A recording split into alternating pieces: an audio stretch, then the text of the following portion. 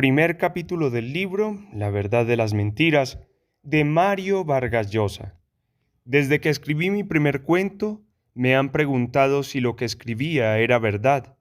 Aunque mis respuestas satisfacen a veces a los curiosos, a mí me queda rondando, ves que contesto a esa pregunta, no importa cuán sincero sea, la incómoda sensación de haber dicho algo que nunca da en el centro del blanco.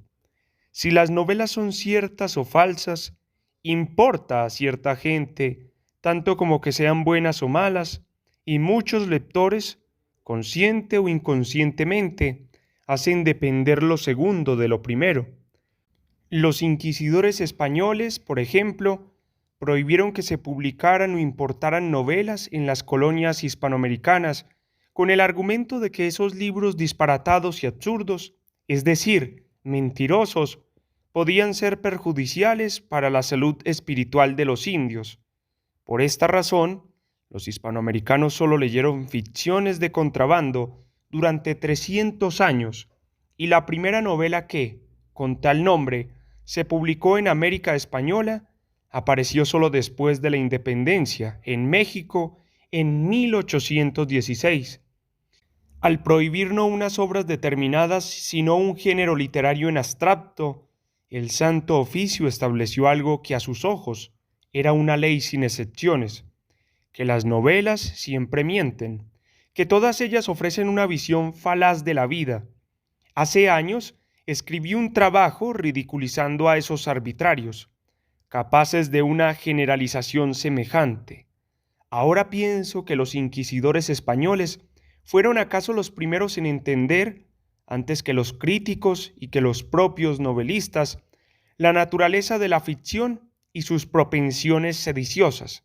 En efecto, las novelas mienten, no pueden hacer otra cosa, pero esa es solo una parte de la historia. La otra es que, mintiendo, expresan una curiosa verdad, que solo puede expresarse disimulada y encubierta, disfrazada de lo que no es. Dicho así, esto tiene el semblante de un galimatías, pero en realidad se trata de algo muy sencillo. Los hombres no están contentos con su suerte, y casi todos, ricos o pobres, geniales o mediocres, célebres u oscuros, quisieran una vida distinta de la que viven. Para aplacar tramposamente ese apetito nacieron las ficciones. Ellas se escriben y se leen para que los seres humanos tengan las vidas que no se resignan a no tener. En el embrión de toda novela bulle una inconformidad, late un deseo. ¿Significa esto que la novela es sinónimo de irrealidad? ¿Que los introspectivos bucaneros de Conrad, los morosos aristócratas prusianos, los anónimos hombrecillos castigados por la adversidad de Franz Kafka y los eruditos metafísicos de los cuentos de Borges nos exaltan o nos conmueven porque no tienen nada que hacer con nosotros, porque nos es imposible identificar sus experiencias con las nuestras? Nada de eso. Conviene pisar con cuidado, pues este camino, el de la verdad y la mentira en el mundo de la ficción, está sembrado de trampas, y los invitadores oasis que aparecen en el horizonte suelen ser espejismos. ¿Qué quiere decir que una novela siempre miente?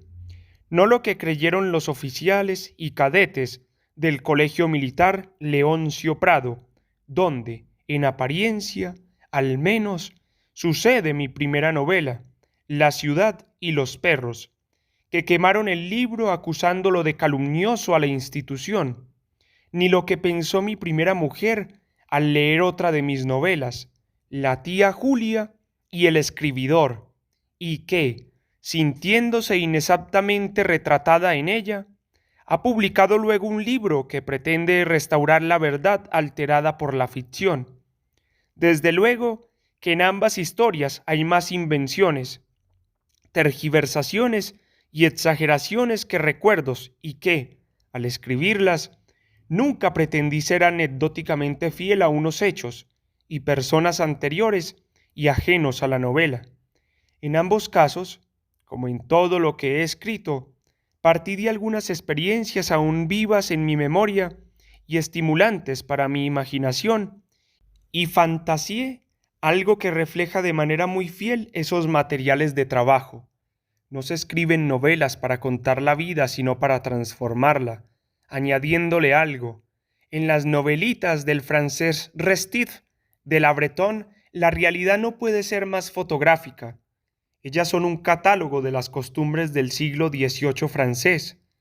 En estos cuadros costumbristas tan laboriosos, en los que todo semeja a la vida real, hay, sin embargo, algo diferente, mínimo pero revolucionario, que, en ese mundo, los hombres no se enamoran de las damas por la pureza de sus facciones, la galanura de su cuerpo, sus prendas espirituales, etcétera, sino exclusivamente por la belleza de sus pies.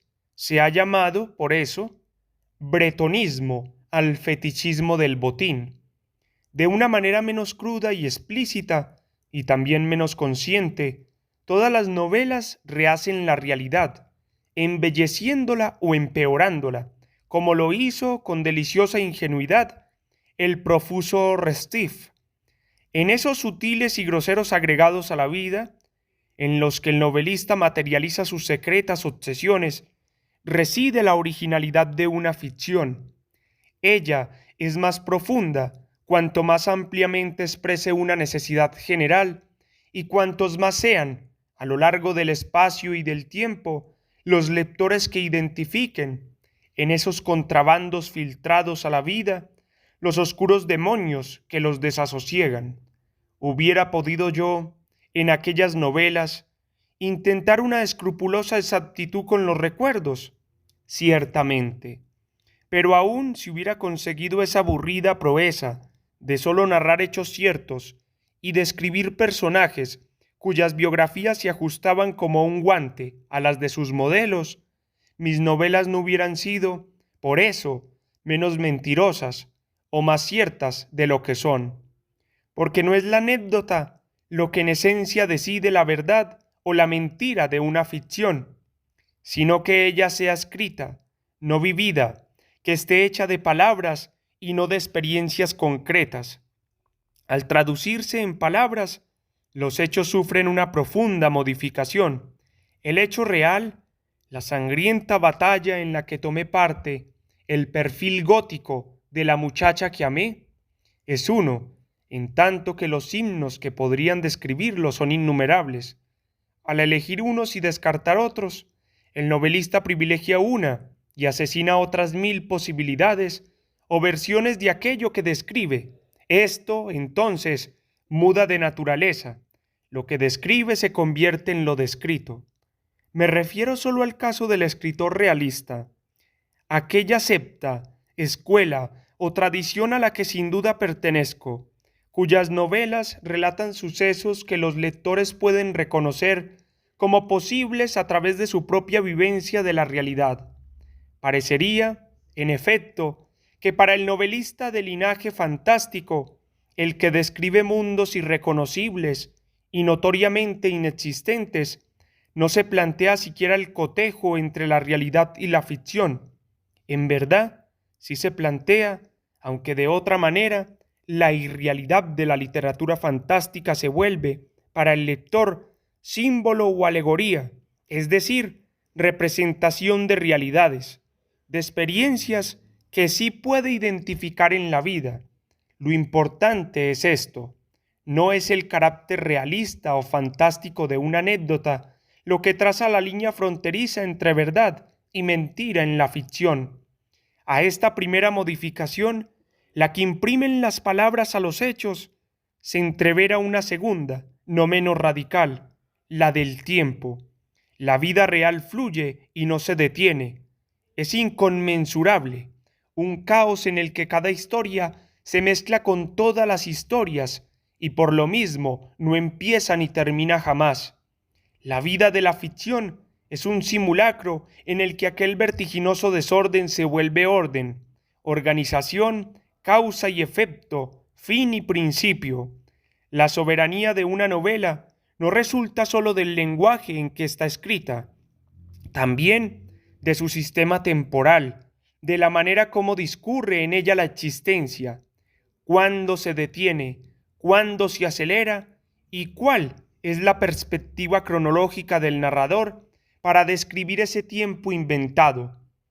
Si entre las palabras y los hechos hay una distancia, entre el tiempo real y el de una ficción hay siempre un abismo. El tiempo novelesco es un artificio fabricado para conseguir ciertos efectos psicológicos. En él, el pasado puede ser posterior al presente, el efecto preceder a la causa, como en ese relato de Alejo Carpentier, Viaje a la semilla, que comienza con la muerte de un hombre anciano y continúa hasta su gestación en el claustro materno, o ser solo pasado remoto que nunca llega a disolverse en el pasado próximo desde el que narra el narrador, como en la mayoría de las novelas clásicas, o ser eterno presente sin pasado ni futuro, como en las ficciones de Samuel Beckett, o un laberinto en que pasado, presente y futuro coexisten, anulándose, como en El sonido y la furia de Faulkner.